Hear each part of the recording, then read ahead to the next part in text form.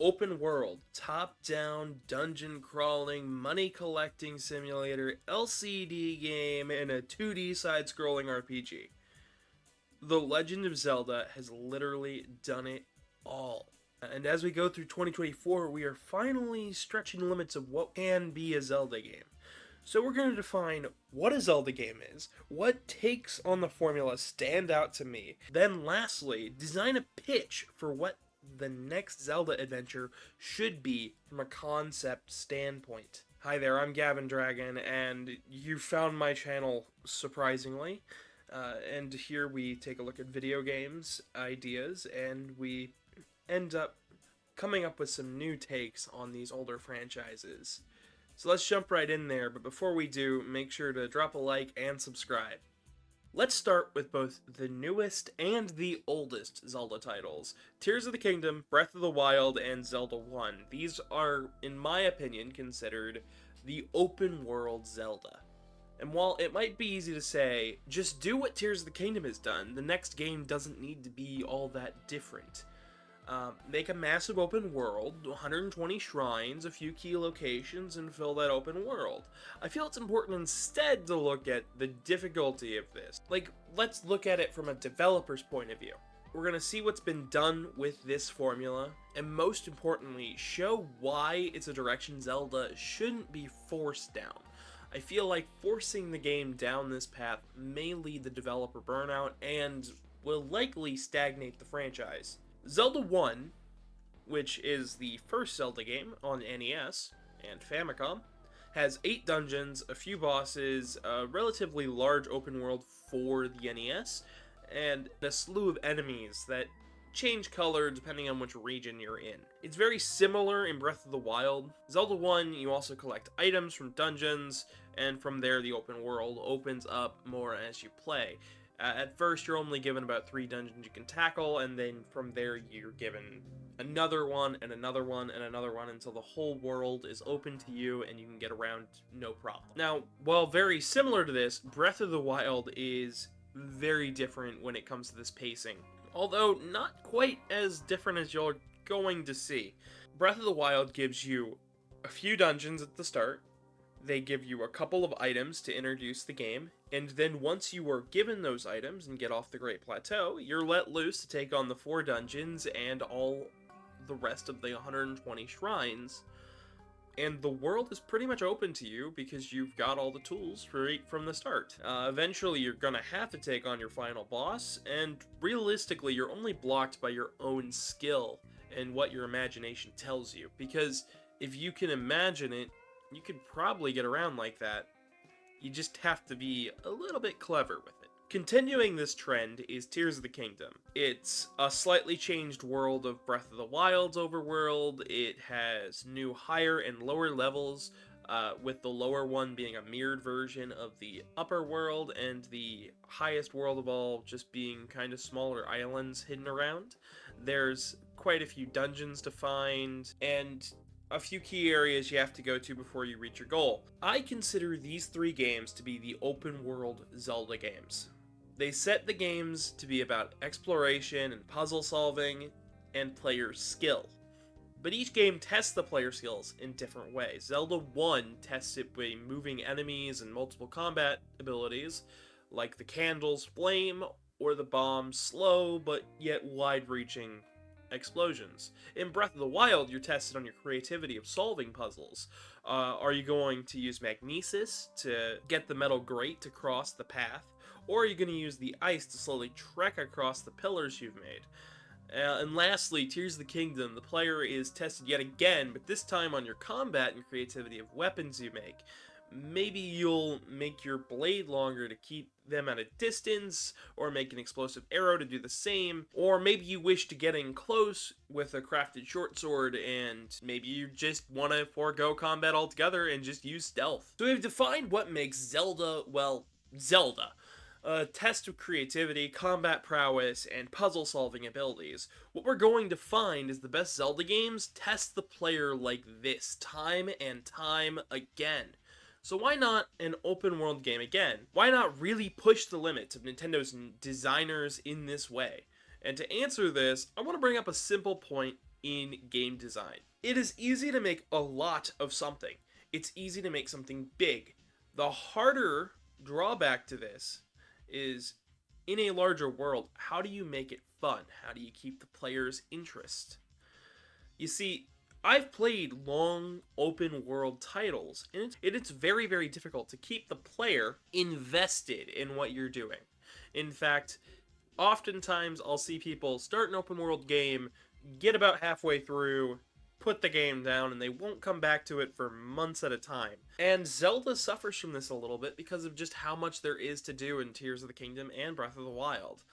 Now, while I do think they did an admirable job at filling up the landscape, I do think it's very important to just remember the fact that bigger isn't always better when it comes to game design. And in fact, it can be harmful. And in fact, we're going to explore how this is harmful with the next set of Zelda games that we're going to be talking about today. Ocarina of Time, Majora's Mask, Wind Waker, and the structure of empty space. To really push home this lesson, we're going to use our next set of titles. The classic Zelda titles, as I like to call them. These have anywhere from 4 to 8 dungeons, a smaller overworld, but it's still kind of open. It's blocked off oftentimes by story progression, and there's a slew of items that you get from dungeons or maybe townspeople, and there's often quite a few side quests that you can play. This style of Zelda is often easier for players to understand, but more straining on the dev team due to them making them pretty much non-stop since The Legend of Zelda: A Link to the Past on the Super Nintendo, only changing this formula for some spin-offs and eventually Breath of the Wild. What I tend to find when I analyze these games is an abundance of structure and things to do, even with a smaller scale. Ocarina of Time holds the player for the first dungeon, then directs the player towards the castle, then the other 2 dungeons onto the main 8. Twilight Princess has Minda, who's always available to give you hints. Wind Waker holds its structure until you go Triforce hunting, and then immediately regains itself for the final dungeon. Majora's Mask has so many different ways the players can go, they have a logbook to help you in the 3DS remake. But for all the structure that's there, there's always a moment of freedom that it holds from Zelda 1. And this is where you need to understand bigger is not always better. Ocarina of Time's Hyrule Field, Wind Waker's Triforce Hunting Sea, Twilight Princess's Hyrule Field, Skyward Sword's Flying, and even to an extent Spirit Track's train sections. For most of the game, these areas offer very little interaction, are long and drawn out, and for as much as I love Spirit Tracks, it can often feel like just a straight line to the real content, the dungeons. So despite the structure being there in these games, there's something to the open world Zelda titles that can often feel like there's more going on because they thought about how to fill that empty space instead of just using the space as a break for the player like in these Zelda titles. Now that's not to say ditch structure altogether. Link's Awakening is packed full, no matter which version you go with. You're never going to run out of things to do until the end. The Oracle titles offer replayability between the 2 games and the Link function, not to mention the rings you can collect. And even something a bit more modern, like A Link Between Worlds, has not just a charming look, but is packed with side quests and fun items to collect. So there is some amount of merit here to this style of Zelda game. I don't want to dismiss it entirely. Zelda at its core is neither rigid and structured, or open and player choice. It's a mixture of both, with a bit of flair that keeps the train moving. So what is that flair, that spark that ties it all together? Well, let's get to our next set of titles, and this is gonna be a little controversial. It's the creativity of the characters, the enemies, a slice of tingle in the morning, and a giant dragon beeping on a watch in the late 80s. The spark is weird. For every example like the Minish Cap, there's a Tingle's Rosy Rupee Land to follow. For a long time we would get a structured title like Wind Waker and then get a special gem of creativity like Four Swords Adventure. Multiplayer Zelda is something special. If you do it right, you have a game to remember, and tells tales of bringing Game Boys to your friend's house and connecting DS's on the bus. If you do it wrong, you'll leave the players wanting something more, like Triforce Heroes. But I'm not going to bash their efforts. It may not live up to the hype, but not everything can. Take Hyrule Warriors, for example. You may have a great time with the Definitive Edition on Switch, but be let down by the 3DS version. It's simply hard to live up to the pedigree of Zelda. And some of the best ways Nintendo has smashed that out of the park was by reinventing Zelda for a new platform like Phantom Hourglass, or by using a new playstyle like in Hyrule Warriors. So whatever Zelda does next, it has to be a little weird, creative, and test not only the players' puzzle-solving abilities, but also their combat abilities. And if we're looking for all of those, then I know just the pitch I want to make. But we have one more Zelda playstyle we have to look at before we are ready to start our pitch. You may have guessed by now, but this version has only been done a few times. With the CDI Zelda games, Zelda 2, and the only playstyle to only be done once by Nintendo. 2D gameplay has been in Zelda since the first game, but it didn't get a full shot until its sequel, Zelda 2, The Adventure of Link. While Zelda 2 may not be the most traditional Zelda title or the easiest, I feel it's the title with the most missed potential. Only two other titles have tried what it's done with the two CDI titles, attempting a pseudo-open world with its world map and almost Metroid-like in its design to puzzles and combat. But nothing beats Zelda 2 when it comes to the look, feel, and gameplay.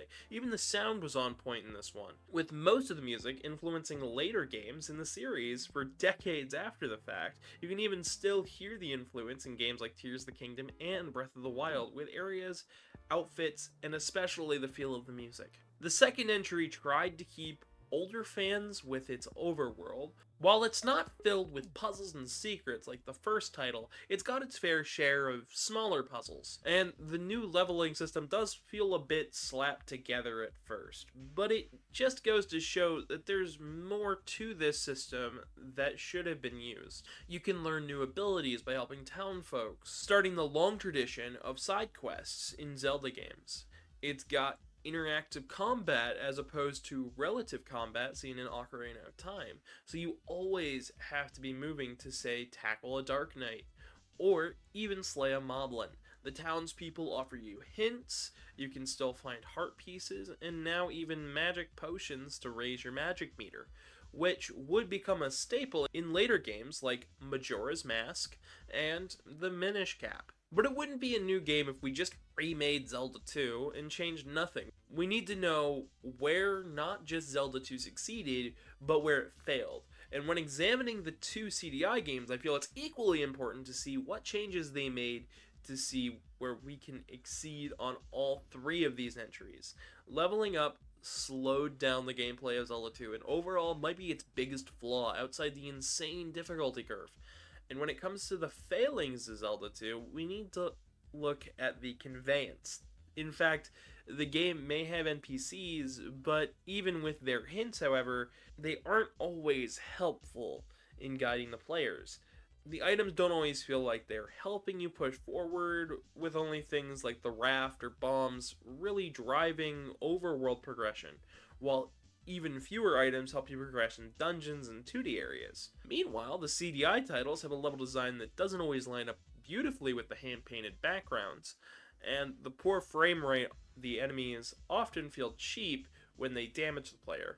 On the plus side, the leveling system was removed. Items, while there were fewer of them, were given a much larger purpose, like the power glove, the bombs, and the rope. We could go deeper into these titles, but I feel you're starting to understand what we need to reach into the games of the past to understand what direction we should take Zelda's pitch into the future. Not only to make our pitch stand out from past Zelda titles, but keep it fresh for returning fans, and help keep the dev team from that dreaded burnout. So how about we jump into my pitch, and where I want to see Zelda taken after Tears of the Kingdom. So now for our pitch. For starters, let's go with the overworld. We need a 3D title to really get people interested in what Zelda can be. So let's keep the overworld 3D like in Ocarina of Time, Majora's Mask, and Breath of the Wild. You'll have items that'll help you traverse and solve puzzles and even towns in full 3D with people to talk to, and puzzles to solve, maybe even side quests, with in-depth 2D caves and dungeons and hidden secrets. So essentially, we're going to be shifting from a 3D perspective to a 2D perspective constantly throughout the game. Items would have two uses, one for 2D and one for 3D, with combat challenges being littered across dungeons alongside the new 2D item puzzles causing players to test their skills in combat and item usage. We'll reference Zelda 2 quite a bit, with Ganon no longer being the main villain, but instead a darker threat boiling from a new land. Using items in 2D and 3D would be the main gimmick, taking Zelda and turning it on its head really, expanding the ways players and devs interact with the world around them, and how they treat combat as a whole. Our new pitch for Zelda is both fresh and relatively the same, but it's just enough of a difference to really get the dev team to think about it. Because since this dev team doesn't normally work on 2D platformers, they'll have to really stretch their muscles, and I think they might even have to stretch over into something the Mario team is working on, just so they can really get an understanding of what makes a 2D side-scroller fun. And while they can keep their ideas, we can see a new passing of ideas between the Mario dev team and the Zelda dev team. I hope this little exercise has gotten the creative juices flowing for the viewers at home. I hope I've made a good case for why Zelda shouldn't be static, stuck in the past making massive open worlds. Feel free to suggest games I should take a look at next in the comments. We have a Twitter, a PayPal link for donations. It might even possibly be a Ko-Fi link by the time you're watching this. With all that being said, I've been your humble host. Good night, everybody.